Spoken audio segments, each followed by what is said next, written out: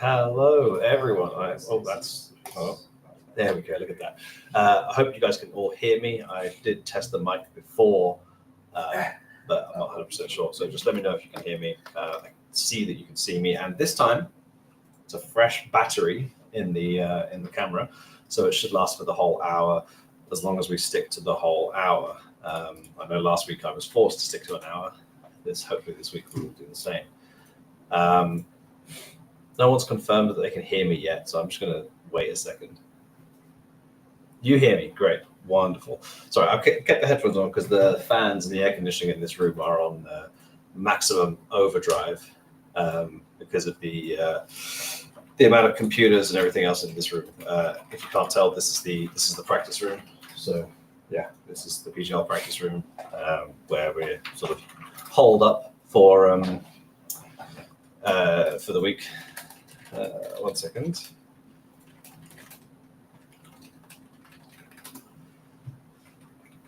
One second.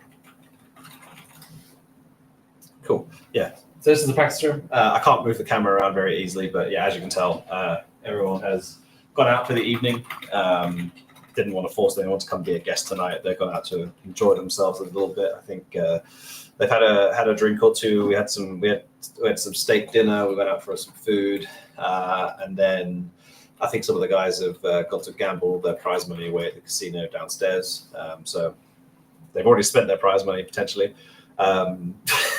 So they're all gone, but well deserved, and it's their money. They can do what they want with it. So not my problem, as long as they don't get into crazy debt like Jacob. Yeah, in hindsight, maybe I shouldn't encourage it too much, but they're very responsible people, and as far as I'm aware, none of them have a gambling addiction, so we should be fine.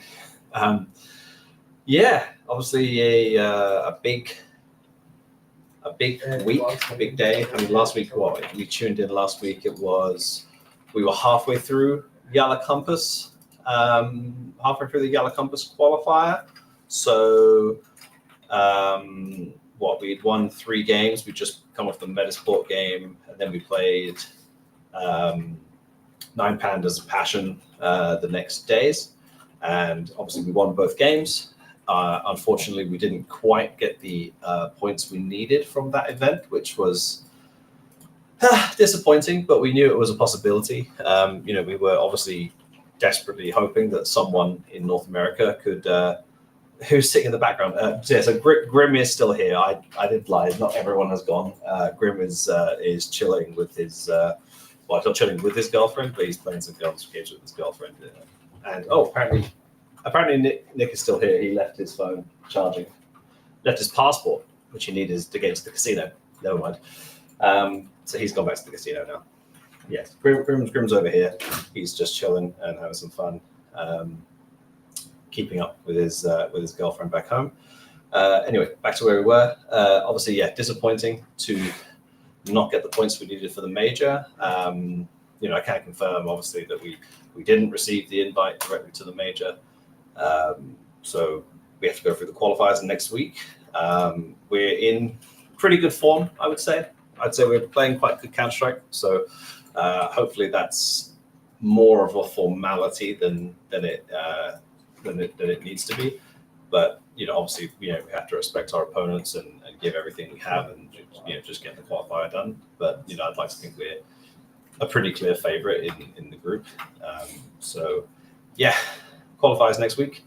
And then, as I said, the whole point of the kind of the Yala Compass into Bucharest kind of situation was that obviously we got to have a small boot camp before PGL Bucharest, which we're at now. In hindsight, looking back now, it looks like a genius decision.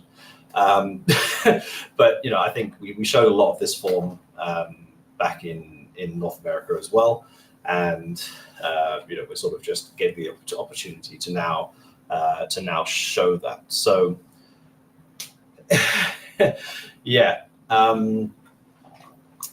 I'll get to those questions you've got in a second.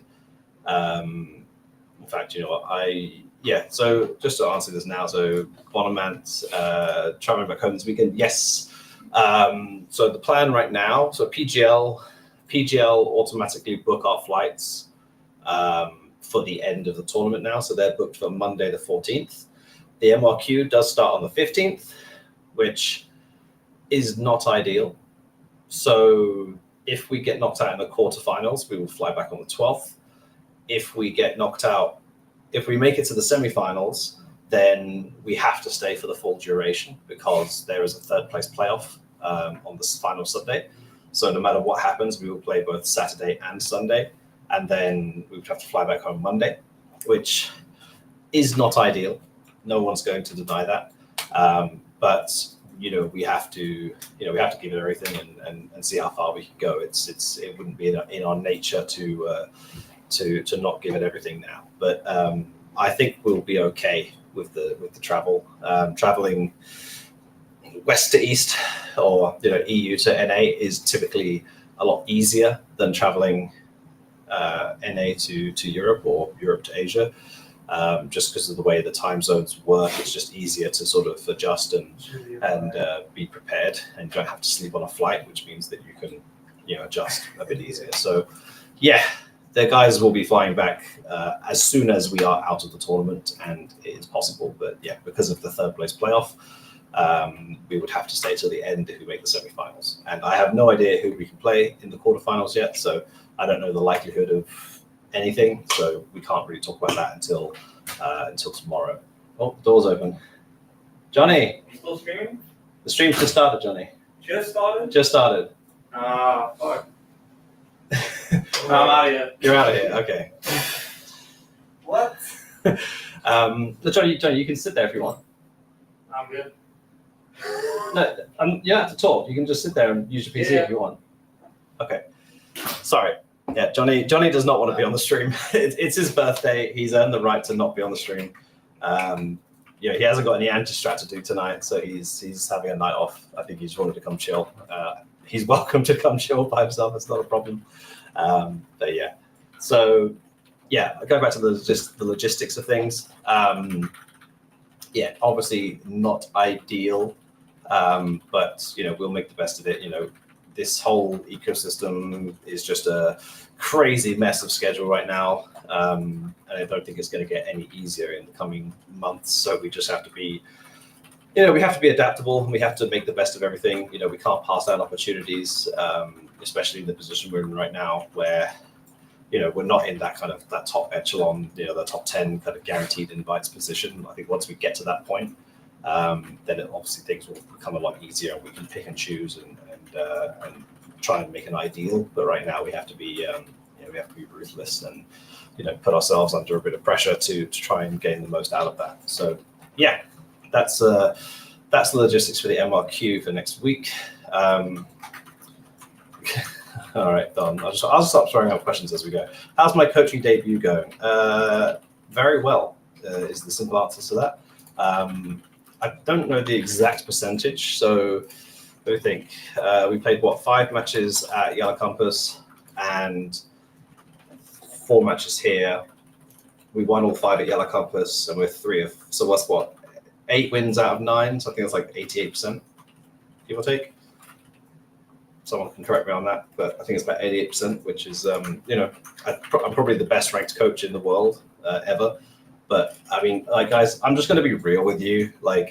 It's fun to meme and joke about all this. It's fun to meme and joke about this, but I'm not a coach. I'm not coaching the team in any meaningful, tangible way.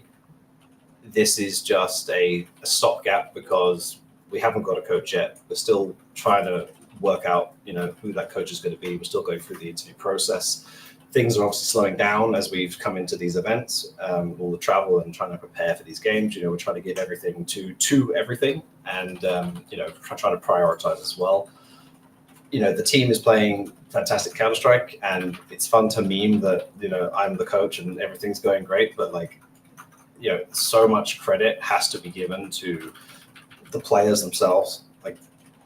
So much credit has to be given to the players themselves. JT especially has been doing so much more work on his side to prepare the tactical element of the game, but each player individually has also stepped up themselves and put in a lot more time and effort and has really worked on themselves. And I think that something that really needs to be said also is that the foundations of this team was set long time ago, and both TC and James IRL, so the coaching team from sort of the last year and a half, both deserve so much credit for everything they did to build this team up, to set the foundations, build the protocols, try and teach these players their way, their style, everything else.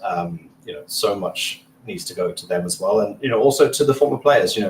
Both Floppy and Elige, both very vocal guys who had strong feelings about the game and how they wanted it to be played. And I think everyone has been very clear that when Elige joined the team, we took a step up and we learned a lot from him, and he brought a lot to the team. So I think that yes, we're doing extremely well sort of by ourselves and all alone, but so many of the foundations of this team were built by other people, and people who are much more qualified than I am to be coaching this team. So a lot of respect has to go to them, because I'm just sort of being fraudulent here and just stepping in because there's nobody else, and we can have someone behind us, so why not have someone behind us? But I haven't taken a single timeout in 4 matches that I could take a timeout in. I could talk during the entire Yala Compass qualifier, so there was no need to take a timeout there. But yeah, I haven't taken a single timeout. I've spoken during a few of the timeouts the other coaches have taken, whether it just be like words of encouragement or just reminding people like what's on the page and just to look out for certain things. But there was a few times I wanted to take a timeout, but to be honest, like the players instantly came up with their own solutions, which some of them were the same solutions I was going to suggest, some of them were not, but the players came up with their own solutions, and that's really good to see. I think something that's extremely interesting about this whole process, and I just want to clarify, it is not an experiment, but it sort of in my mind has become a bit of an experiment to give us a better idea of understanding exactly what we do lack from a coach when we don't have a coach. Trying to understand like, do we need help with this specific thing more than this specific aspect? Because now we're feeling the hurt in a certain place, whereas we're not feeling the hurt in another area. So it's it's been a very thought-provoking exercise, even though it's not necessarily an ideal situation. So we need to try and take as many of the positives we can out of the situation. But to be completely realistic and honest with you, I'm not the long-term coach of this team. I never will be. I was never planned to be. I'm not even realistically the coach of this team on any measurable way, except just my name is in the coach slot because there's nobody else. So yeah, it's fun to meme.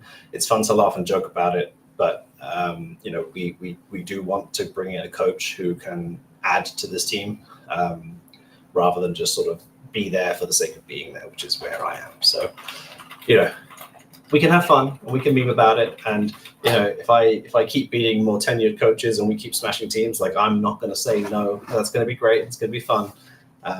But, the long-term goal will always be to bring a proper coach in who's qualified to actually lead this team and work with them, improve them, and keep going. So, let's get that one out of the way now.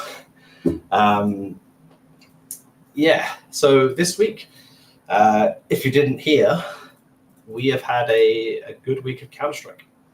I guess let's have some fun, and we can bring up the match results from, I guess this is the last 3 months, and we can do a little reassessment. So last 3 months of results. Obviously started off, this is 2025, started off rough, as we all know. Losing to any of these 5 teams in any normal scenario is not anything to be upset about necessarily. We lost to 4 fantastic teams. So, it was a rough start for sure. We definitely threw ourselves into the deep end. But this big section of green up here is where we are looking at right now. And I guess it all started right here at this PGL Bucharest qualifier. If we hadn't won this qualifier, we almost certainly would not have accepted the Yellow Compass qualifier because we wouldn't have been in Europe already. So the costs associated with attending this qualifier, knowing that even if we played that qualifier, we still maybe wouldn't have qualified for the major, would have been pretty much a non-negotiable. Like there's no reason to go play a Yellow Compass qualifier if you knew that you had no chance of making the major. Now we had a chance of making the major, so we took the gamble, we took the risk, and we said, let's go and try and play this qualifier. Just for everyone's official confirmation, we have declined the invite or declined the qualification to the Yellow Compass online event, as it now is. So it's now been changed to an online event in Europe, which is during the same time period. So it's still during the MRQ, where we will be in North America. So their change helped out all the European teams. It completely screwed over the Brazilian teams and didn't help us at all. So Europe wins again. Europe wins everything. And just to clarify, the reason it screwed over the Brazilian teams is because Yellow Compass were going to pay for all their flights to Qatar, and now they will not pay any money to the team, to both teams, both Payne and MIBR, to play the online tournament in Europe. So they went from a fully funded LAN event, 600K, to a non-funded European online tournament overnight, and are getting nothing back for that. So the Brazilian teams got screwed. Nothing changed for us, but that's fine. We knew that was going to be the case, that if we didn't qualify, we wouldn't play. So nothing really changed for us.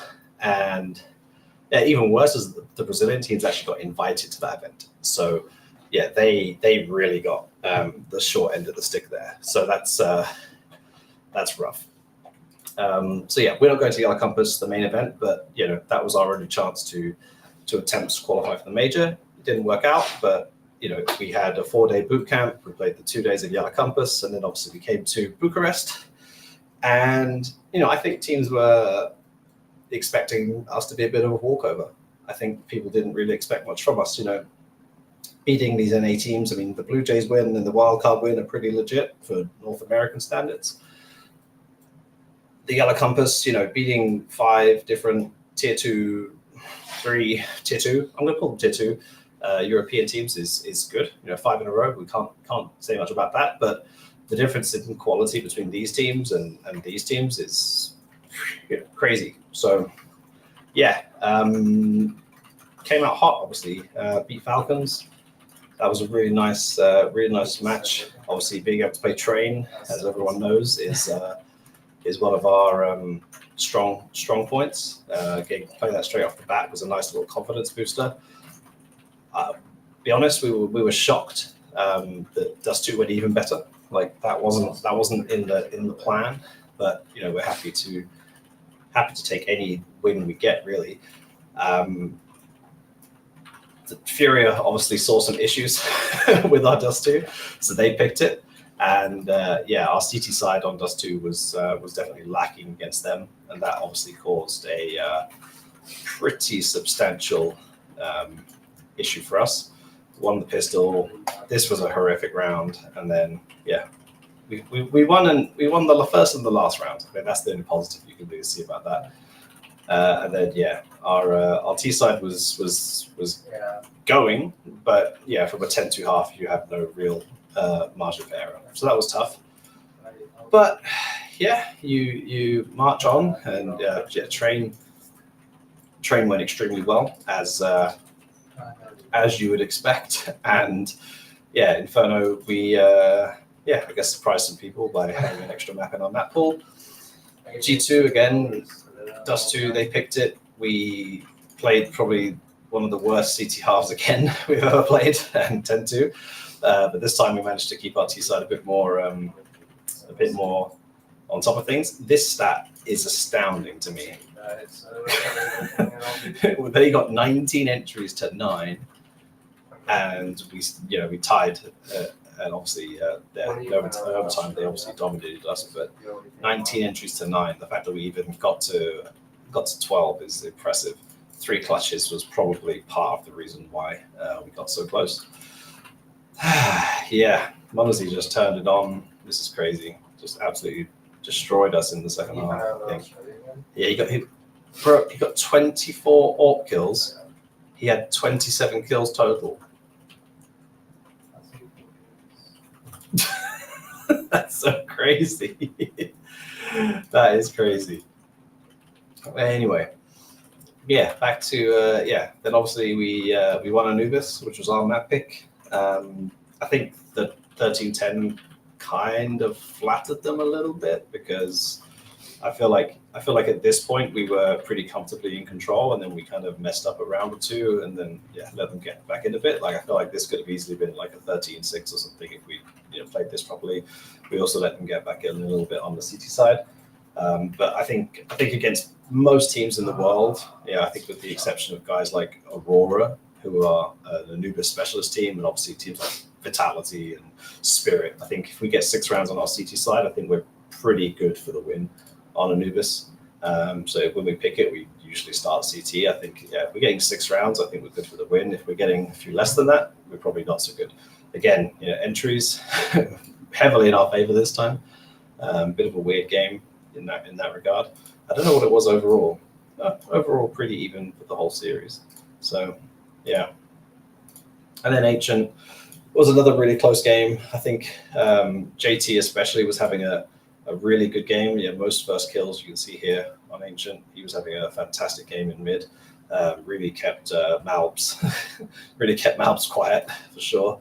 But yeah, Hunter turned up that game. So that was rough. But yeah, G2 despite all the roster issues they're having and everything else, they're still a team that's made multiple finals in the last few years. I know they've had a few roster changes since then. Obviously, Hooksy, JKS have gone, Nexta's gone, but Malbs, Heavy God, they're not bad players. So we had to play the 3-1, the 2-1 game against FaZe today, and I think this one, especially for us, feels especially good because FaZe are typically a team that we have historically struggled against a lot.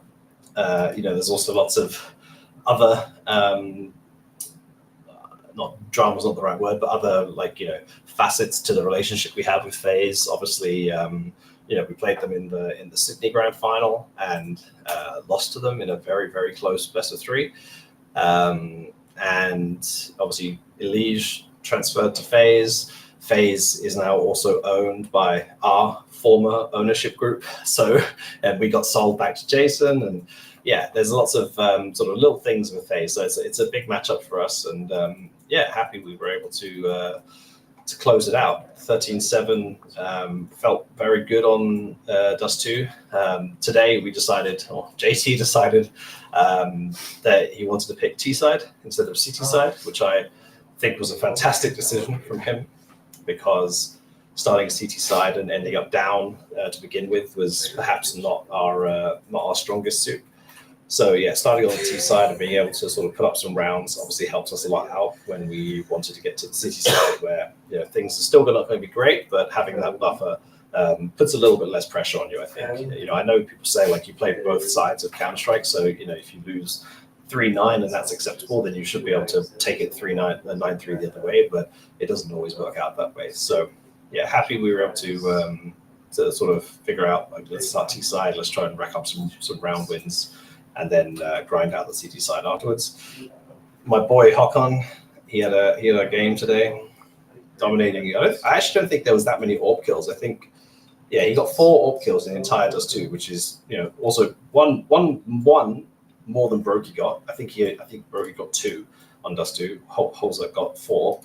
I think Elige got 1. So I think that was all the AWP kills, which for a Dust 2 game is very interesting. So it was a very rifle-centric game, which, maybe plays into our hands a bit. I think we've got very capable riflers, and I think especially with the kind of more fluid game style we're playing right now with, lots of aggression and sort of pack play, I think it suits us maybe. So, Holzek obviously is still a fantastic AWPer, but being able to play like a pack, I think, works quite well for us. So yeah, that was good.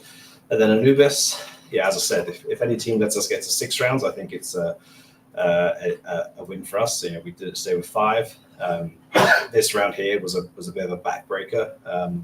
They just rushed at us with Tech 9s on the B side, and we just couldn't defend it. It took us by surprise. I think they caught us in a bit of a rotation, if I remember. I think we were just rotating off the side to go like pick up mid, and then the second we did that, bam, straight through the smoke, splashes, bang, you know, they had the whole side. So this was a bit of a backbreaker, and it kind of left us a bit ruined on economy because these were some close rounds in here. But yeah, I think, as I said, if we get 6 rounds, I think it's like, you know, we're going to win. If we get 5 rounds, it's still pretty confident. And yeah, our T side was solid. If I recall, I don't think FaZe on both Dust 2 and on Anubis ever put together like 2 CT rounds in a row. So I think obviously that's true here on Anubis, and it's also true on Dust 2. So like their CT economy on both sides was just absolutely terrible. So yeah, that obviously means it's a lot easier to win a game of Counter-Strike if the opponent has no money. So yeah, very happy with our run at Bucharest so far. Don't know who we're going to play yet. The Swiss has got to figure it all out, and I can't remember. I haven't actually checked whether they take the Buchholz from. When is it? When they take the Buchholz from round 4 or round 5? Obviously, if they take it from round 4, it could be different to round 5 because the matches from round 5 won't be included. So I need to check that, but yeah, we will figure it out. And what I can say is that we will either play a 3-1 team or a 3-2 team. That's the best I can say. So we will not play against either 3D Max or G2 at least until the semifinals. But beyond that, it could be anyone at this moment in time. So yeah, we'll just wait and see how the matches go tomorrow, and I'll build a little calculator so we can try and figure things out a bit earlier. But for the most part, we'll just sit and wait and see who we play and at what time we play. I hope they give us a late match. I hope they give us a nice evening match because I know because we're plus 1 hour on European time here. So I realize that when I do it that way, it's actually that way for you guys. But yeah, we're plus 1 hour on European time here. So yeah, it's 8 hours to Central, 7 to Eastern. So it must be 10 hours to Pacific. So I mean, yeah, any time slot that we're put in that's before like 5 p.m. is instantly bad. And then everything so far this week has been going extremely quickly. So like we've been scheduled to play at I think like 3 p.m. and we've started at like 1 p.m. before. So there's definitely some flexibility in what the schedule says versus what we actually end up playing. So I know that's been quite tough. Like I know people in our HQ have scheduled their clocks for 5 p.m. woken up and the match has been like almost over, or they've been like at the end of map 2. And this was actually something that I struggled with a lot. Weirdly, like back in 2018 when I worked with Astralis, or 2017, 28. I want to say 2017. There was an event in Sydney, and we had the same problem where Europe to Australia. We all planned to wake up and go to the office and like have breakfast together. And by the time we'd all woken up, the match had already finished. So we never got to watch the match. So I know that was something that I pushed quite heavily for. I mean, you know, conflict of interest aside, because I'll just put it out there. Obviously, I worked for Blast and Astralis at the same time, so conflict of interest is great. So, you know, while building the Blast circuit, one of the things that I felt very strongly about was that we had set time slots for matches, so that you knew, like, if there was a match scheduled for your team at 5 p.m., it was going to start no earlier than 5 p.m. And ESL, to their credit, at that time, due to whatever reason, you know, I like to think that part of that was us, you know, raising the point. They actually, to their credit, did end up changing all of their schedules over to the same system, and to this day actually still use that same system. And I will say that is one of the better things about playing a blast. Better things about playing an ESL event is that actually you know that your shuttle is going to be at a certain time. You know that your match is not going to start before a certain time. It allows much better preparation here, and just generally it's an all-around better system, if you ask me. We don't have that here. You know, there are good reasons why PGL and to some extent Blast don't use it. Blast do like a kind of in the middle system where like the first matches are like accelerated schedule, and then the later matches have a not quite the same locked-in system, but not fluid either. So Blast are kind of like a middle of the ground, middle of the road hybrid system. ESL is like fully locked, and PGL is fully fluid. And I would always go for the fully locked from a team perspective, just because you know that you can plan to eat at a certain time, you know you can plan to prepare at a certain time, that you're not just going to get suddenly like looking at the matches and realize like, oh, the first 2 matches were 2-0s and now we have to shuttle 2 hours earlier than we thought we did, and now we can't eat lunch, which is something that happened at the PGL Copenhagen RMR. The 2 matches before us went so quickly ahead of us that we actually didn't, the match started, we had to go set up for the match before the catering had opened. So we actually didn't get time to eat lunch before we set up and played. And therefore I had to run to like the local Starbucks and just buy up every like toasted sandwich and pastry, and just, that was what we ate for lunch, because there was no other way to eat before the match, because the match was meant to start at like 3-4 p.m. and we were setting up for our match at like 11:30. So yeah, that's my opinion on accelerated schedules. But I hope for everyone's sake from North America, and I suppose also Europe, because it doesn't really make a difference, that we get a nice late slot, as we will. Are we the only America's team left? Pain is 0-3, Liquid is 0-3, and Legacy went 1-3. Was there anyone else? I think that's right, isn't it? I think that's all the teams, right? So yeah, we are the only America's team as far as I know. So I hope we get the nice late match, and we can all enjoy, or you can all enjoy watching the match from home. Oh yeah, Furia are also out as well. Furia won 1-3 as well. So yeah, there was another team. They were already out. So yeah, would be nice to get the late match. You know, I'm hoping conversely that Mongols make it through, and then they can have the early match, because then everyone in Mongolia can watch them, and then they can just slide in 2 little like European versus European matches in the middle, and then stick us at the end against whoever we get. Hopefully not the Mongols, because then it would be impossible. So yeah, hoping we avoid the Mongols for multiple reasons. Mostly, 1, because they're very good. 2, because the schedule would then be impossible for one of our fan bases. And, you know, I think it would suck if both fan bases can't watch their team in the playoffs. So, yeah. Oh, are Rare Atom still in? No, Rare Atom out, right? It's been really hard to follow these matches when we've been playing ourselves. Like, I find it so easy to follow the matches when I'm just watching, like, in the green room, like, just waiting for the guys to play. But when I'm actually, like, in the match, I feel like I tune out of everything.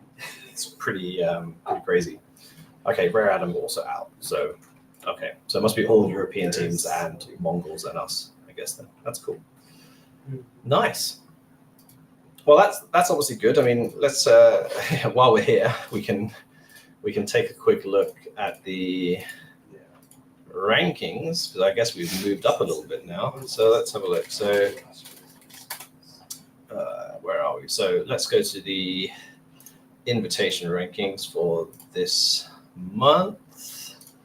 Where are we at? Just so everyone can catch up with this. So these are the invitation rankings. So this does include the Yellow Compass qualifier. So we got to rank 20 from the Yellow Compass qualifier, ended up 18 points short of the direct major invite. Yeah, obviously, as I said, disappointed, but it is what it is. We will keep calm and carry on as we put on t-shirts in the UK. And then we can head over to what HLTV predicts as the current ranking. And yeah, we're up to 16 so far. Some big wins like the Falcons win. Falcons are worth a lot of points. Beating G2 would have been really nice. That would have been an extremely nice one. But beating FaZe and obviously the head-to-head matchup against Fury are both negatively affected them and positively affected us. I think we overtook them the day we beat them. So yeah, we're up to 16th now, which is a very good place to be right about now. The only events left this month are the Yellow Compass online, but that won't be worth that much now. It's online. Melbourne and obviously like the Philadelphia is coming, which will be cool. And also, is it CCT Global Finals? CCT Global Finals is also happening. So there's a few events happening, but being in 16th is a good place to be. The next invite that goes out, I believe, is for Fisher Playground, which is after the tournament, after the player break. So we are now in the position where all the invites, as far as I'm aware, are for after the player break. So this is the event here, Fisher Playground, Belgrade, 450K. Takes place. I think technically this is actually taking place during the player break, because if you take the start of the player break from the end of the major, and then I think this is 3 weeks after the end of the major, which I would say is the player break still. I think it's like the start of the 4th week. So it goes there's week. I don't know if Americans work in week numbers. I don't know if even the UK works in week numbers, but I work in week numbers because I've lived in 2 countries now, both Germany and Denmark, that heavily use the week number system. So the playoffs of the major is in week 25. So week 26, 27, 28 are all player break. And then this is in week 29. So that would mean that if you wanted to play both the major and you make it to the finals, plus this Fisher event, that would be, you'd only get 3 weeks off. And typically the summer player break has been 5 weeks in some cases. So I would say it's in the player break. Whether we can afford to be picky, I don't know. But certainly having the opportunity to be at an event that is a LAN event and is actually placed in a really good position, because this is the only event post-major, only significant event post-major that actually provides points towards the August ranking update. And I guess that August ranking update is going to be quite significant. So as in significant in terms of invites. So this is a top 16 event.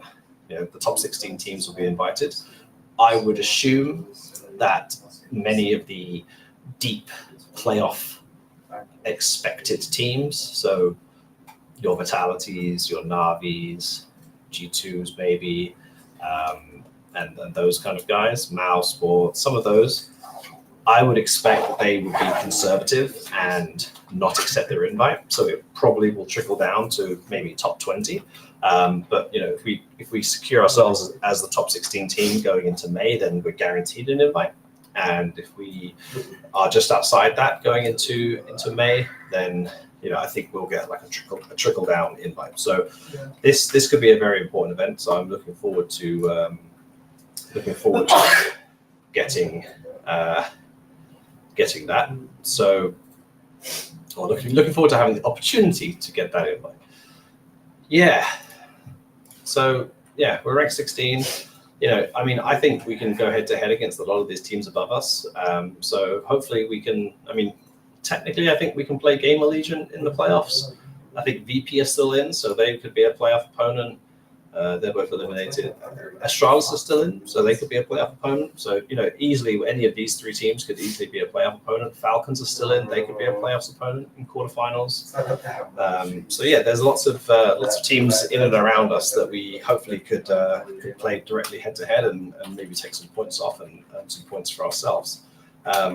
But yeah, we're in a good place right now, which I think Jason will agree. I think he's been mentioning it as well. Like we look like a completely different team to the one that played, a month ago, just over a month ago in Katowice or in Cluj. And I think that we used our time very well.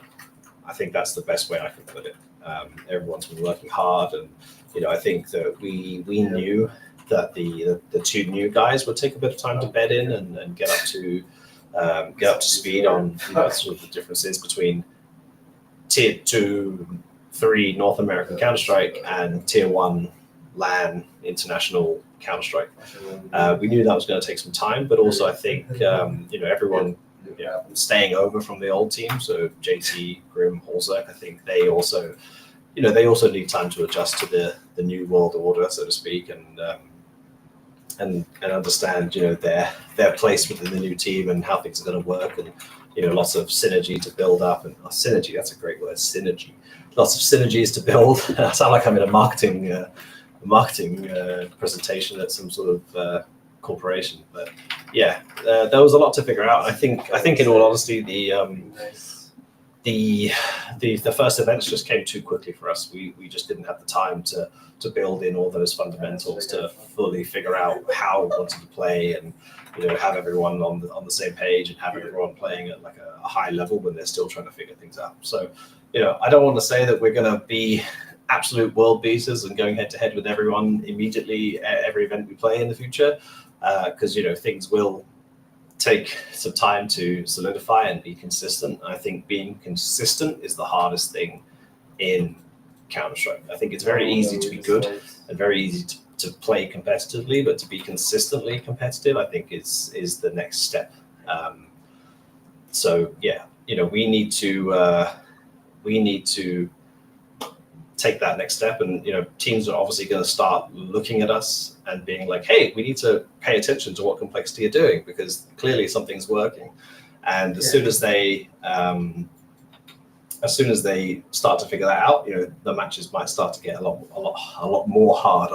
That's the worst English. I speak English as a native, and that's terrible. I'm very tired. I've been up very early today. And last night, and it's been a rough week. I'll be honest. It's a lot of work, but we make it work. So hopefully we can build that consistency in the next few weeks. We've got a lot of stuff coming up. Like I said, we've got the MRQ, and then we've got an event the week after that, which is. I can't say too much about it, but Philadelphia is the week after that, and then after that, I think right now, to be honest, May is. We're going to be creating some content in May because we've got fuck all to play. There's no qualifiers because again, all the qualifiers are for the major, which are happening next week. Dallas is already full. Astana is already full and qualifiers are done. So May is going to be creating content for our wonderful organization and trying to. Do you know what we'll do in May? We will do some more Face It. We'll do some more Face It play with the pros nights. We'll make sure we get the guys in the US. So Nick. I can't work out if I want to call them by their gaming names. Nix, Grim, and Sixy onto Face It for some Face It nights with you guys, the fans, and you can play and earn points and play with your favorite or least favorite complexity players. I don't know who your favorites are, but you can play with them. So we'll make sure to schedule some of that in May when we're back home, and that will be most of our May. I think I would like to say we will fit in some kind of boot camp towards the end of May before obviously the Austin Major, which starts in June.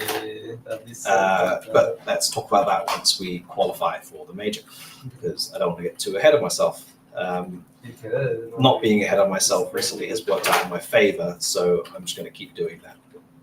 I've been playing semi-dangerous games with our travel schedule in the hopes that things fall in the right place and that we can be flexible, and so far it's been working out great. So we're just going to keep doing that until it stops working.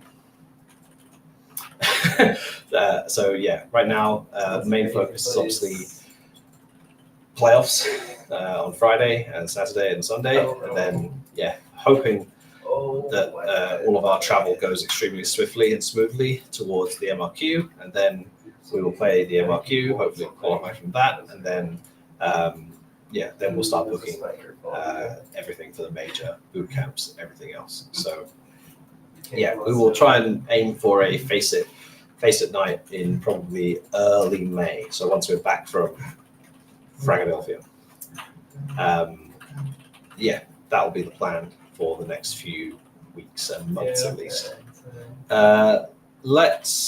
I think I've covered everything that I wanted to cover. I don't think there's anything, I mean, there's a few things I want to cover, but they'll probably be in next week because I don't want to speculate on anything.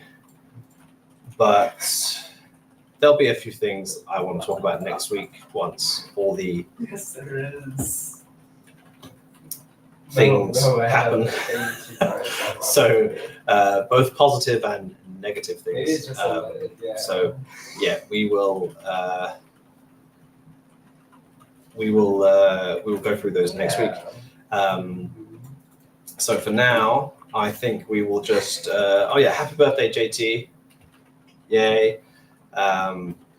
Good to give him a win on his birthday. I feel like he's been traveling so many of his birthdays. So look, so yeah, today he played, what did he do last year? Last year on the 9th of April, we were cracking in NA, so he can't complain about that because he was in NA. What were we doing the year before that? The year before that, we were at the RMR in Mexico. Looks like, yeah, we were at the RMR in Mexico. So we may have qualified for the major on his last on his birthday in 2023, and in 2022 I distinctly remember being also here in Bucharest, and we traveled to Bucharest on his birthday in April 2022. So yeah, he's qualified for a major. He's gone to Bucharest to the RMR to qualify for a major, and now he's here winning Swiss matches to qualify for playoffs for PGL Bucharest. So JC seems to have a good birthday. So yeah, we'll try and schedule. Can every TO please schedule something nice for April 9th next year? What is scheduled for April 9th next year? April 9th next year looks like it is a PGL event again. Yeah, it's a PGL. It's the second PGL event next year. So we're going to probably be back here next year. Right, let's oh no, Jason, there's definitely drama. I just can't announce it yet. There's both good news and drama, and I just can't announce either of them yet. But yeah, we've got some good news. There'll be some drama. There'll be lots of things to talk about next week. Where am I next week? Am I just at home? Oh, next week is the MRQ. We'll have the MRQ next week on Wednesday. So depending on when the matches are, we may have to reschedule next week. If there are early matches, I can see that it's going to be 2 p.m. Central when the show will go live next week. That might be during the matches. So we'll have to just put a pin in that for now until we find out the schedule. So now we'll just go to some questions for the next, I've got 10 minutes of the hour left. Everyone else who's been here the previous weeks will know that I never stick to the hour. So just throw some questions out and we will go from there. So I'm just going to scroll back up a tiny bit and try and knock off some of these early ones. First one, do you have any info about Yellow Compass?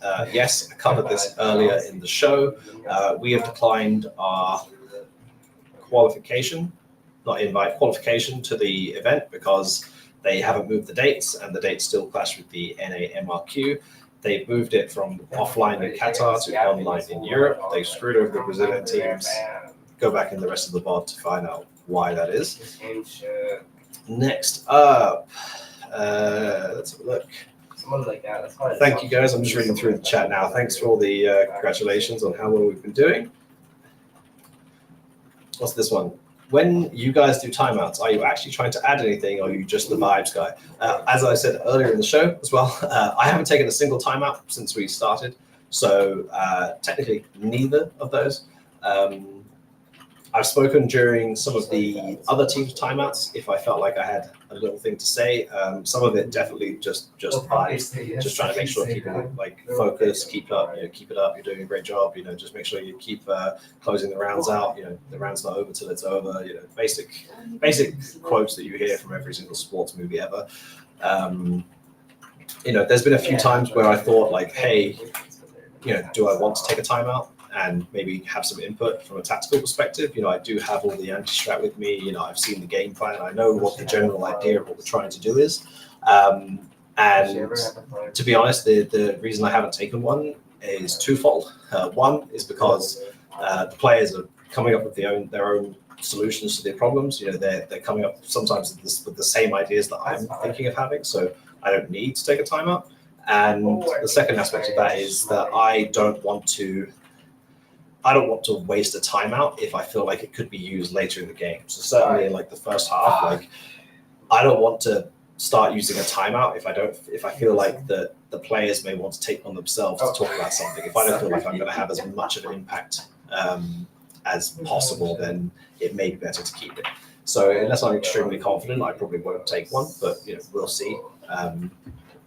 Me and JT are obviously going to figure out a bit more about how this dynamic works, because obviously it's a bit scuffed. So yeah, we'll figure it out. But he said that if I feel like I need to take a timeout, I should take one. So if I do see the need, I will. But so far, right now, no need, and haven't taken one. Let's keep going.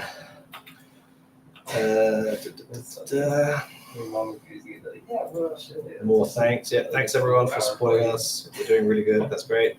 Let's have a look. Oh gosh. Keep scrolling.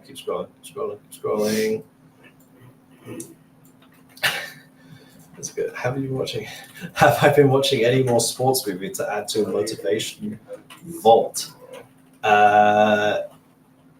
No, I wouldn't say I've been watching more sports movies. I mean, I've watched a lot of sports movies in the past, so I wouldn't say I've been watching more sports movies. I'm trying to think what my favorite sports movie of all time would be. I think sports movies are generally done very well by Americans. Like, there's lots of good American sports movies. Like, there's not that many. Nick apparently likes that. My favorite Florida man, he likes that.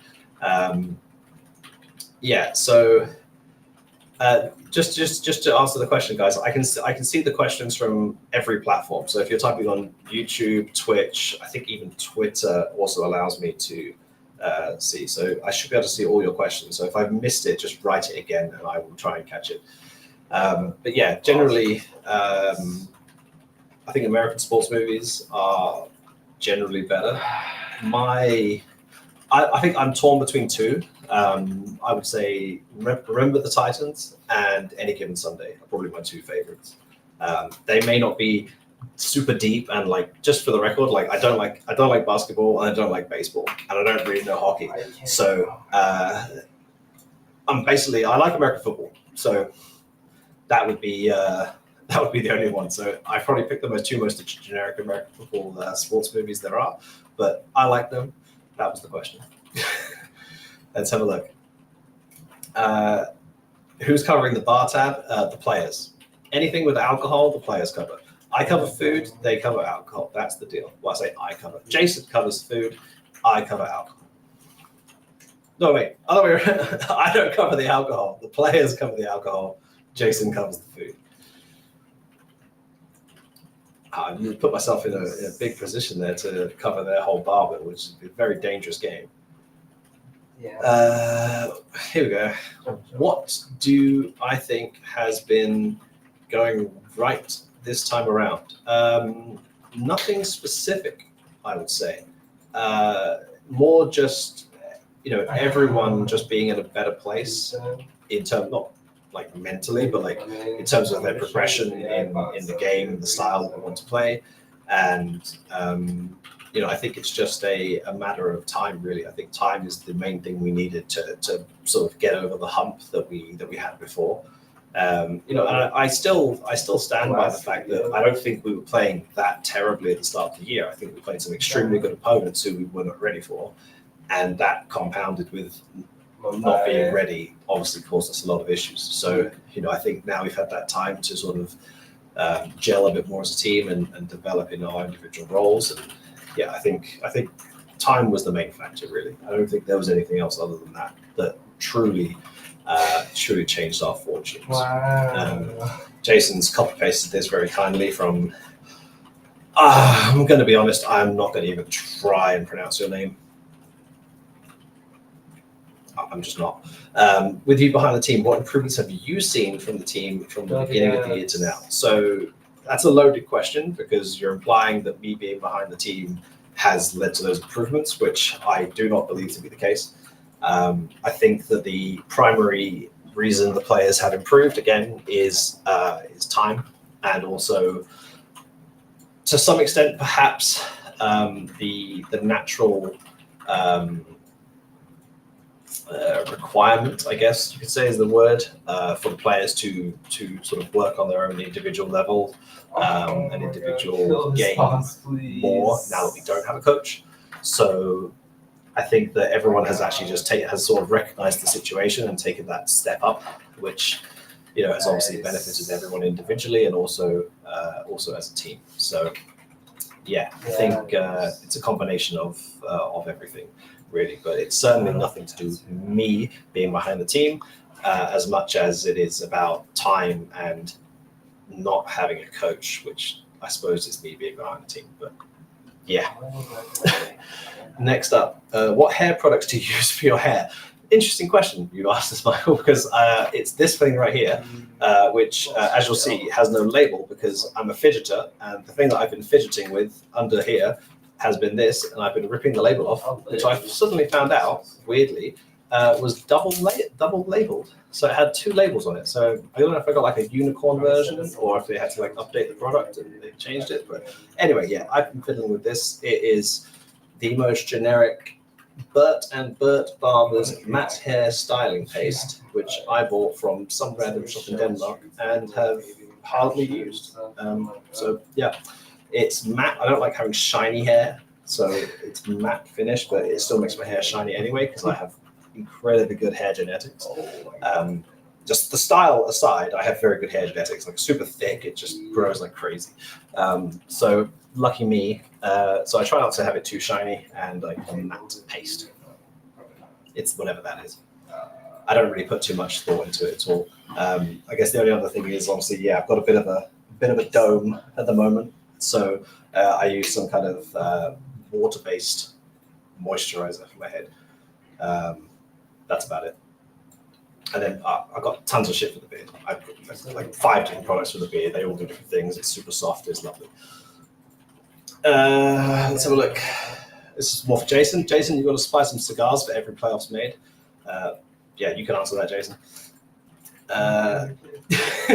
Maui Snake covered the alcohol tonight. He certainly covered some of it. I think some of it's in our prac room fridge right now, which is probably a dangerous game to be playing. So I might have to confiscate that somewhere else. Lest I come back in the morning and it's all gone. But yeah. Yeah, maybe he covered some of the alcohol tonight. Let's have a look. Did the team feel good after beating Elige? Again, a loaded question because it felt good to win regardless of who the opponent was. It felt good to beat FaZe specifically because we have lost to FaZe historically a bunch of times. The fact that John Elige is at that team, I think I'd be lying in saying that obviously, I'd be lying if I said that it didn't feel good to beat him, obviously, because, he left the team completely with our blessing and, we understood all the reasons why. And, it was in no way a bad breakup. He handled it professionally. We handled it professionally. We understood his reasoning. It was completely valid. It was, completely fine. But he left to obviously try and, join a better team that could compete for trophies. And, to be able to then replace him and go and beat him, yeah, it feels good. But, it's not a personal thing. We love John. Everything is, we're all friends. I know JT and Elige spend some time together now. They've obviously both moved to Europe. They're both living, I think, pretty close to each other in Warsaw. So we're good friends with John, and we wish him all the best, and we certainly don't wish any ill will towards him. What happens on the server when we try and play each other sort of stays on the server. But yeah, obviously it feels good. But the main thing is it feels good just to beat FaZe. It feels good to win games. It feels good to qualify for playoffs. So yeah. Would I allow one beer before a game to Danny to calm the nerves? No. The answer to that is no. I have a very, very clear alcohol and drug policy. I mean, I don't know if it's even just my policy. I think it's just general common sense. That you don't turn up to practice, you don't turn up to matches, you don't turn up to any official engagement drunk, intoxicated, inebriated, whatever word you want to use. That's obviously a no-go, and certainly wouldn't allow it before a match. Let's have a look.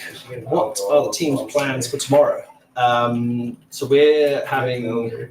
I think we're starting a bit later tomorrow. We're doing a sort of an afternoon scrim day. So we booked in some scrims for tomorrow. We're trying to just get a bit more reps. I think the main thing that's been helping us recently actually is a lot of reps. We've been practicing a lot, so get some more reps in for tomorrow. Try and work on some of the things we've been working on the last few weeks, both on maps we played so far this week and some other maps, just to make sure we're as rounded as possible. And I think there'll be a little bit of review, but we don't want to look too much into the review right now because we will have the time to do that later. I think for now, we just sort of want to keep riding the wave, keep figuring things out as we go, and go from there. So we've got a bit of a later start tomorrow, which I think is necessary, one for our sleep schedules, because when you have these matches and you don't find out because of the swish, you don't find out who you play until like 9 o'clock. And then you find out that your shuttle leaves in 13 hours at 10 o'clock. The time to prepare is very minimal. So, obviously people have had some late nights watching the scrims, watching the matches and the demo review and stuff. So I want to give some guys some time to get their sleep back in. We need to get some laundry done because we're staying here for a few more days. And then obviously JT and Halsek are going to Mexico to play the RMR. The other guys are going home, so they're traveling, so they need to do some laundry because they're away for an extended period of time. Just a bit more of a chill day tomorrow, just a few scrims, and then we'll find. Hopefully by then we'll know our opponent and prepare for the opponent in the ready to play on Friday. So Robbie, any particular reason for the TC departure? We've covered this a few times now, so I feel like I need to stop answering this question. Some of it, I mean, Jason covered this especially earlier, both in his AMA that he did, he also covered it on Flom Stream earlier. There were a number of reasons, and I would say that we truly, truly appreciated TC. Really respected all the work he did. He was a fantastic coach. I think that with the position we're in financially right now, he was a very expensive coach. And, I think we saw an opportunity perhaps, especially with the fact that JT and TC have worked together for like 8 years. They've never had another partner, so to speak. We saw an opportunity where we could perhaps find another coach who could maybe bring in some fresh perspectives. We could also sort of try and manage our financials a bit more sustainably and try and sort of bring ourselves into a more manageable financial position as well. So a bit of everything really, but I would say it's certainly not performance related. TC was a fantastic coach. Everyone who has worked with him has been extremely happy with his work. I think the opportunity to bring in some fresh faces, or bring in a fresh face and some fresh perspectives outweighed a lot of that goodwill despite that. So really, really love TC. I think he set up a lot of the foundations, if not all of the foundations, for the success we're having this week. So I think that if you look back at this team and how it's developed over the past few years, he has a lot of credit due there as well. So we love TC. Looking forward to see how he learns Ukrainian. That'll be an interesting one for him over at Passions. But hopefully hopefully we'll see each other at some point, and they qualify for some lands, and we qualify for some lands as well. Because he's a friend of the team and a friend of the Complexity family, and he's both missed and obviously hard to say really. I miss him a lot. I consider him a good friend these days, and he's definitely been missed around the team. You can tell, the smiley vibes. I mean, obviously we're happy right now, but he's a guy who, bit of a glue for the team, and Oh, battery exhausted. Right, I knew this would happen. This is why you stick to a 1 hour.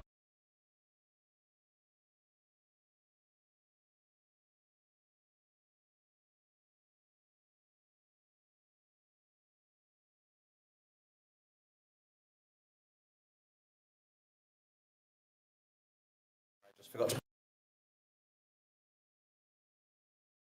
Sweet. Right. Here we go.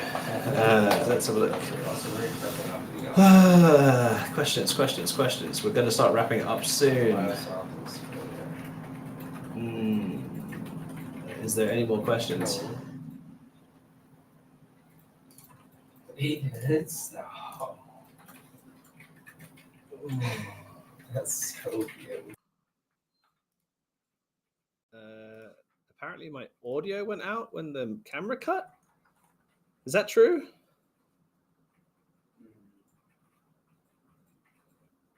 The audio shouldn't have gone out. It's on a snowball. Hello. It should have been on here. Interesting. So, okay, well, it said I was on the snowball before. The camera doesn't have a mic, so it does have a mic. It's not connected, but interesting. So apparently the audio has been dog shit this entire time because I thought it was going off this, and apparently it wasn't. It said snowball in the settings. Great. Well, now you can hear me. Should we just start the whole podcast again? Should I just go back from? Should I just cancel? No. Anyway, as I was saying, what was I even saying? The reason you keep a podcast to exactly 1 hour when you're running off a Camry battery is that's how long the battery lasts, apparently. So I must have been very close to running out last week and got saved by Jason's AMA. So that's great. Let's have a look, see any more questions. Robbie, I'm guessing now you find yourself providing information in the coaching role or letting JT sort of take charge. JT has final say on anything pretty much.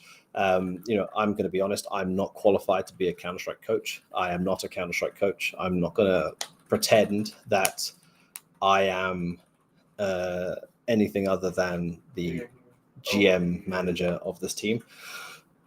I try and provide benefits where I can and support JT in everything he does, but certainly he is taking the majority of the weight in this regard, and I can't wait for the day where we hire a coach and alleviate Johnny of that additional burden, because while he's doing a fantastic job, he needs obviously someone to share the load with. So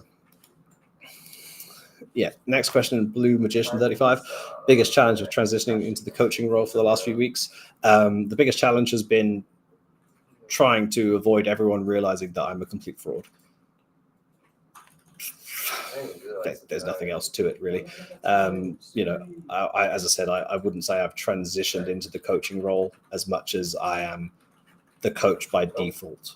I provide value where I can, but I'm certainly not coaching the team. So yeah, we'll see. If I'm still coaching the team in like a month because we can't find a coach, then maybe if we're still winning, maybe I'll go full time. But as I said, I'm not a coach. I'm not taking the role of a coach. I'm just the guy standing behind them for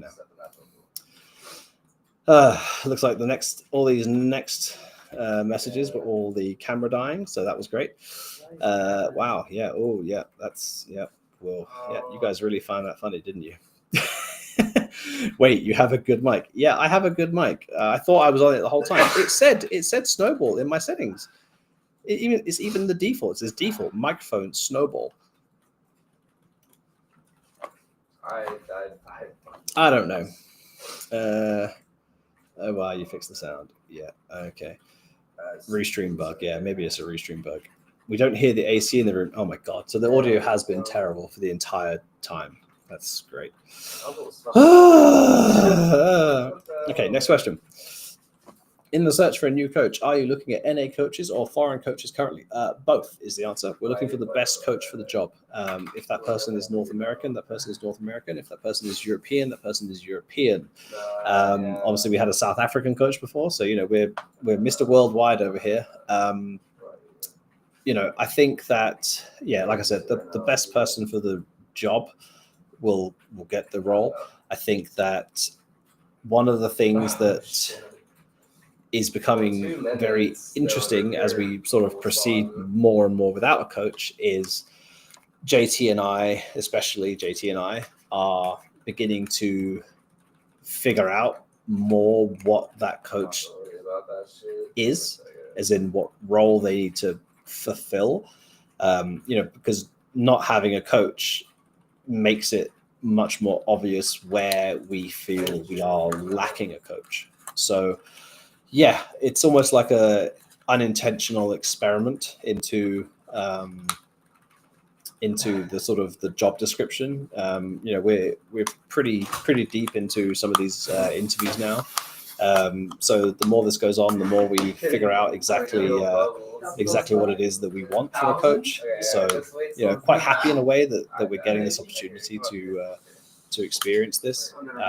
But yeah, I think there are many benefits to having, obviously a European coach in terms of, they may be more up to date with the meta. If they're active in the European scene, they can, perhaps have, more of an insight into things that are going on. But I think for a coach, the region doesn't matter as much because it's not like you're playing. It's not like the level of competition for you to watch matches and understand the meta is different in the different regions. So I think that it just goes to the person who is the biggest, who's the best for the role.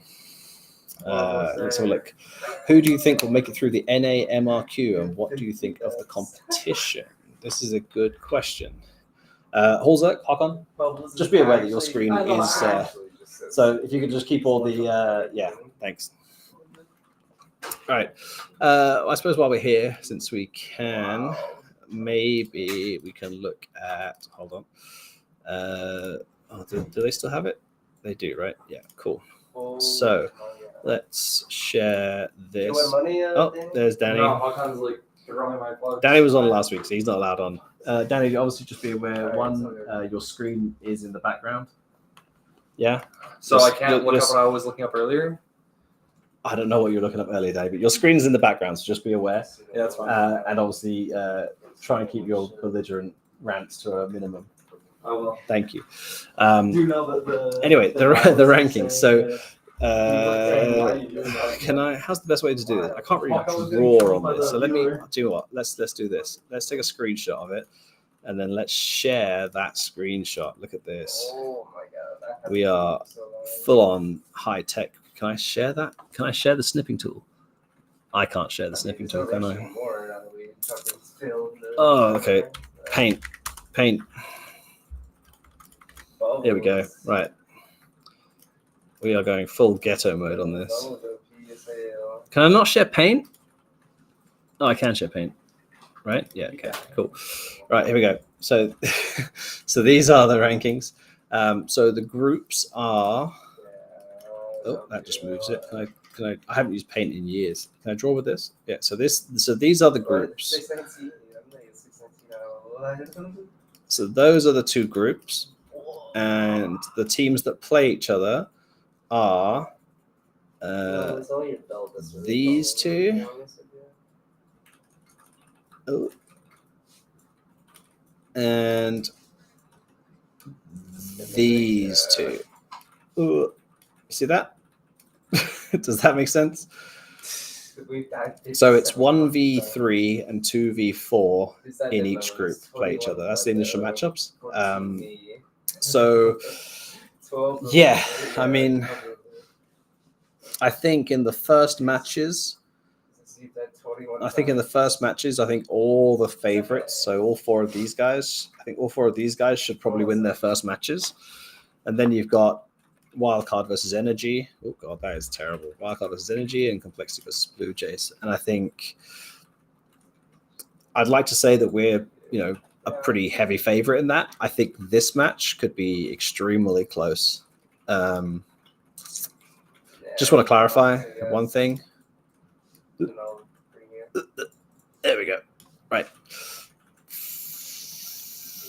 Fuzzy. There we go. Cool. But yeah, I think we and one of Wildcard or Energy should qualify through the groups, and then after the initial matchups, they do they play the elimination game. So the bottom team of both group goes out, and then after that, the second place from Group A will play the third place from Group B, and likewise the third place from Group A will play the second place from Group B, and then the winners of those matches will play each other. And I mean, that could easily be Energy, Blue Jays. I think Getting Info quite good. I think Marsborn could upset someone. Like any one of these four teams could probably take it.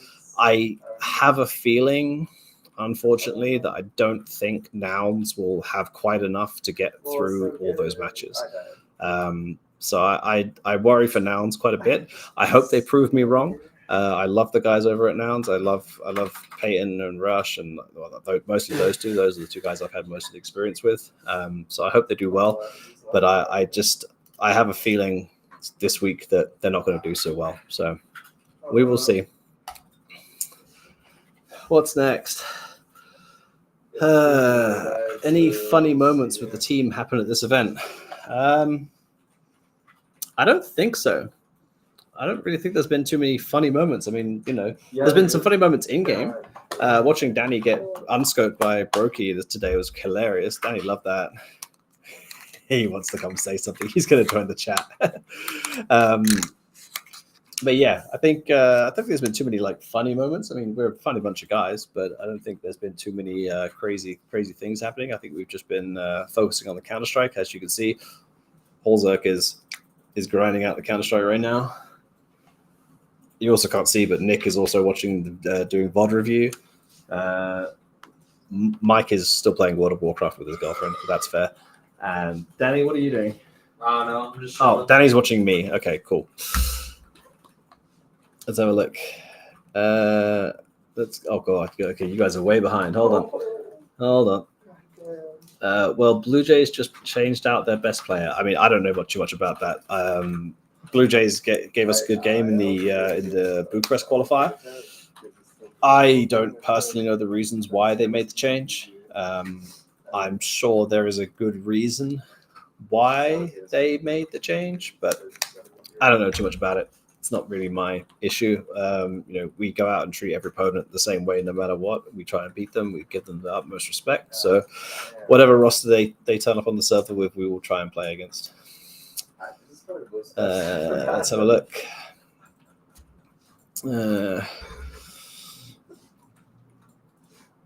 We fucking suck. Let's have a look. This is just you guys all talking to yourselves. Okay, so Danny said it now. Nick's not listening, so it's fine. Nick missed his flight. Yeah, Nick missed his flight. I mean, he tweeted about that, so that's on him. So this is public knowledge now. Yeah, so Nick texts me on the travel day and just says, "Graham, I fucked up." And I was like, "What do you mean you fucked up?" He's like, "I missed my flight." And I was like, "You've been in Amsterdam for 2.5 hours. How can you have missed your flight?" He was connecting via Amsterdam to come to Bucharest. And just to give some context here, Nick is this is Nick's second time outside of the US. So he only got his first passport at the end of last year to go to Laundersland, which he ended up not going to. So the first time he ever traveled outside of the US was earlier in the year to our boot camp Katowice, Bucharest home. So Nick's not the most experienced traveler in the world. And yeah, he looked at his boarding pass, he looked at the board, and he saw the time on the board, and he saw the time on the boarding pass, and he just thought, that's the boarding time. And it was the takeoff time. So basically, he went out to get a sandwich, came back to the gate, and the flight was in the air. So yeah, Nick missed his flight, which in hindsight was very stressful for everyone involved. And Nick did lose a bit of money flying himself around Europe to get to where he needed to be. Thankfully, he saved himself like $1,500 to $2,000 by qualifying to the playoffs, because it meant that he gets a free flight home now, because PGL had to book a new flight or rebook a flight. And that came at no cost to us, so that's great. And Nick learned a valuable, very valuable life lesson about flying, that he will never make that mistake again. So, yeah. Let's have a look.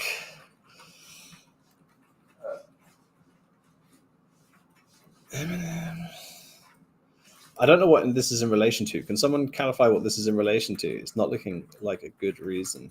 Oh, is that to the Wolfie thing? Okay, interesting. I can't wait. Okay, I just want to clarify. You're saying Schiphol is the worst. I love Amsterdam Airport. I think it's great. Amsterdam was the first place I ever flew alone. So the first place I ever flew by myself alone when I was 15 years old. I went to a Call of Duty 2 LAN. Call of Duty 2 LAN in like 2006 or 7. When I was 2006, I think, when I was 15. I flew to Amsterdam and then took a train all the way to Belgium in Antwerp in Belgium to go to my first ever international Call of Duty 2 LAN event. And yeah, I love Amsterdam Schiphol Airport. The KLM Crown Lounge in both the international, so the international and the Schengen, is lovely. I love the lounges there. Some of the best lounges I've been to in Europe. So no complaints about Amsterdam Schiphol Airport at all. Now this is a fact. This is a fact. Charles de Gaulle, but it's only a fact for the donut-shaped airport. One, the Air France terminal, like the 2E2F, Air France 2E2F is great. The one donut terminal is horrific. What was my best map in Call of Duty 2? Dawnville.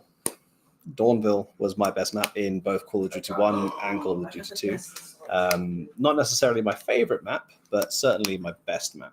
I think my favorite map in Call of Duty 1 was Peaks, which was very rarely played, but Peaks was a great map in Call of Duty 1, in my opinion. And Call of Duty 2, I mean, is it boring if I just say Toujane, because it was hilarious to like jump around on the rooftops with a Car 98K? Something like that. That's not true. Get on so many classes, actually. I can't believe I just got this. Right, well, that is the end of all the questions. So I've overstayed my welcome by about 23 minutes, minus 2-3 minutes of fixing minus 2-3 minutes of fixing my camera and my microphone, apparently. So yeah, 1 hour of shitty audio and 20 minutes of great questions with great audio.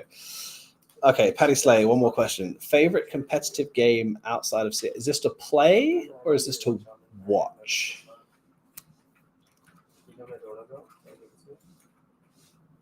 I'm just going to answer both of those.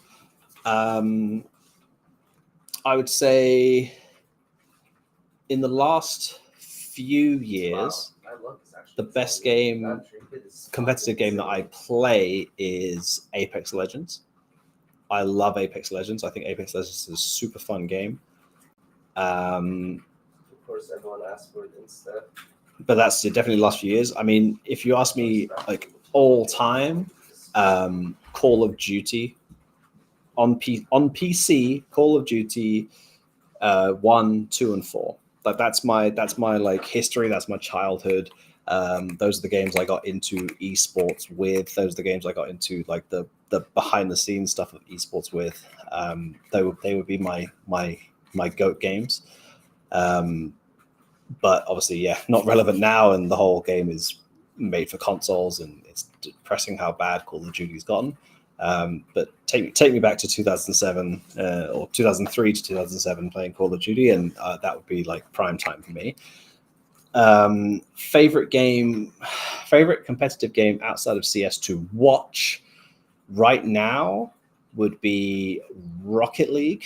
A little bit of, sort of complexity, personal aspect to that would be the fact that watching our own Rocket League team play is possibly the most stressful thing I've ever done in my life. I'm sure if Jason's still in the chat, he can attest to the fact that watching our Rocket League team play is utterly horrifically stressful. If you think of like the fine margins in Counter-Strike, like the fine margins between a goal going in Rocket League is just makes me want to feel sick. So yeah, Rocket League is definitely exciting to watch. It's over so quickly. It's like thick and fast. It's crazy. So definitely go watch our Rocket League team if they're playing, or Rocket League in general. Yeah, exactly. As Amy's just said, Rocket League is just non-stop pucker, which I think is the best way to describe it. It's just 5 minutes all action. There's no respite really. So yeah, Rocket League to watch. Right now, Apex Legends to play. I've always been a pretty heavy FPS gamer in general. So yeah, Apex Legends right now would be my favorite competitive game to play. If we go non-competitive games, then yeah, Football Manager I think is probably my biggest time sink. Aside from that, I played a lot of World of Warcraft for like 20 years or something. Well, not 20 years. 15 years. 15 years of World of Warcraft. Very devout. I love Warcraft in general. Like the whole lore of Warcraft. I have like tons of the books. My bookshelf is like packed with all the books. I love Warcraft dearly. Sadly, these days with a wife and 2 kids and all the travel I do, I don't have time to play World of Warcraft anymore. But I wouldn't say I'm an addict to World of Warcraft, but I love World of Warcraft. I used to love doing server first raiding and stuff like that back in like Burning Crusade, Wrath of the Lich King. So yeah, World of Warcraft would be one, and I think the other one would probably be like strategy games, Civilization, things like that. Games that I can sink like 12 hours into on a flight. Perfect. So Civilization, Football Manager are my sort of go-tos these days for very long flights, of which I've got some very long flights coming up to far-strung places in the world. So looking forward to buying some. See, I've actually been kind of tilted because I didn't buy Civilization 7 yet, and they cancelled Football Manager for this year. So it's a bit disappointing, but I'll figure out something to play. Yeah, those are the games, I guess. And I have not seen another question for a long time, so I am going to end the stream here. Thank you everyone for tuning in. I think this is the most viewers I've ever had. The number I'm seeing is 762 right now, which is a lot more than I think I've seen before. So thank you everyone for tuning in. Hope to see you in a few days. We will be playing on Friday. I don't know the time. I don't know the opponent. We'll be playing on Friday in the quarterfinals here at PGL Bucharest. Sadly, not an arena, not a stage. It will be a studio event. So I've made a joke, and instead of calling it PGL Bucharest, I called it EPL Bucharest because it's like a EPL studio event. Haha, I'm very funny. But yeah, EPL Bucharest, PGL Bucharest, whatever you want to call it. It's still a top 8 tier 1 event. So we take those, and yeah, we'll be playing in the quarterfinals in 2 days. Thank you guys for all your support as always. It's really appreciated. It's nice to see the numbers on this show growing. I can't believe that you all want to sit here and let me yap for an hour and a half or 2 hours, especially when I've been using a trash mic for the first hour. Like, that's impressive. So thank you all. And yeah, as always, shop.col.gg. Do we even sell this one anymore? I got so much merch with the star logo, but I'm trying desperately not to wear it. So I don't even know if we're still selling these. We are still selling these. So shop.col.gg. Go and buy yourself some wonderful merch.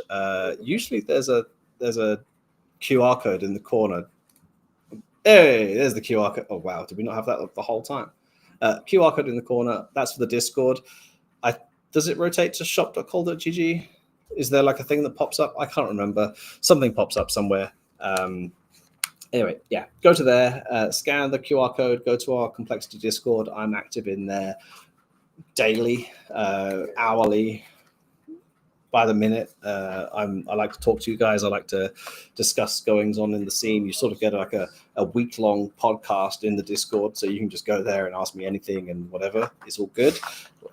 We love to have our fans interact with us, and I will see you guys. As I said, I don't know the schedule for next week yet for the MRQ, so I don't know if we will stick to the 9 p.m. European time slot. So we'll announce that closer to the time when we have our schedule. Yeah, have a great week, everyone, and we will try and make our way towards the finals this week. Thank you very much, and have a great evening. Evening for most of you. It's almost midnight here because I'm plus 1 hour to what I normally am on. So yeah, have a great evening, everyone. If you're in the US, go to bed if you're in Europe, and we will hopefully make it to the finals or semifinals or third place playoff, or we might just go home early and get some rest before the MRQ. Thank you all for your time.